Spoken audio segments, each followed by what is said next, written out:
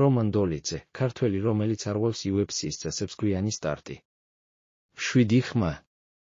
მაგრამ როცა ოქტაგონის კარი იკეტება, რომან დოლიძე მანქანად იქცევა. სიტყვების გარეშე.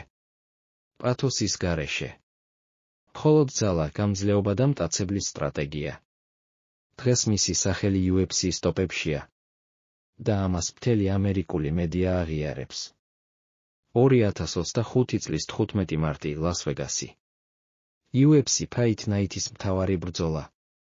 დოლიძე მეორედ ეჯახება მარვინ ვეტორის, იმ ადამიანს, ვინც 2023 წელს დაამარცხა. ამჯერად ყველაფერი სხვანაირადაა. 5 რაუნდი სრული კონტროლის ქვეშ. რომანი 134 ზუსტ დარტყმას აყენებს, ვეტორი 105-ის.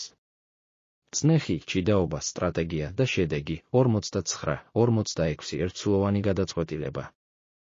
რევანში აღებულია. საქართველოზე იმობს.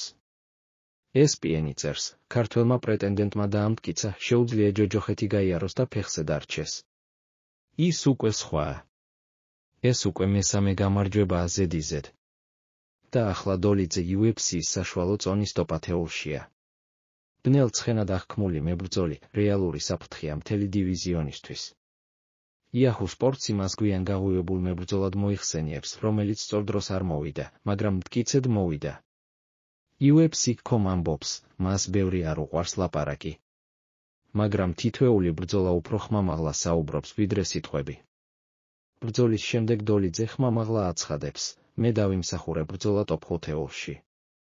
მზად ვარ რობერტ უიტაკერისთვის. მზად ვარ ისრაელ ადესანიასთვის. ის არ სთხოვს, ის მოითხოვს. უიტაკერს უწოდებს უდენთო მებრძოლს და პირდაპირ იწვევს. MMA მანია წერს, ეს გამოწვევა, რომელიც არავინ ელოდა. მაგრამ ლოგიკურია. დოლიძე წინ მიდის და გაჩერებას არ აპირებს. ოქტაგონში რომანი არ თამაშობს. ის არ ცეკვავს.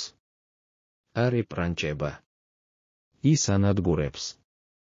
მისი სტილი, როგორც ბეტონის ფილა, ნელა, მძიმედ, მტკიცედ. მას უკვე აქვს 3 ჯილდო ღამის საუკეთესო გამოსვლისთვის. ნოკაუტები. დამახრჩობელი ილეთები. დაუნდობელი კონტროლი. ის იცდის და მერე ასრულებს. უკვე 2025 წლის 9 აგვისტოს მას ელოდება ბრძოლა ენტონი ჰერნანდესთან. ეს ბილეთია ტოპ-5-ში.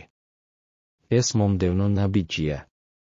ამერიკული პრესა ამბობს, თუ ის ამ ბრძოლას მოიგებს, შემდეგი იქნება ადესანიასთან ან უიტაკერთან. რომან დოლიძე არ ითხოვს პატივისცემას. ის მას ითვისებს. ის UFC-ში გვიან მოვიდა, მაგრამ ყველას გადაუსწრო. მას არ უყვარს ლაპარაკი. მას უყვარს მოქმედება.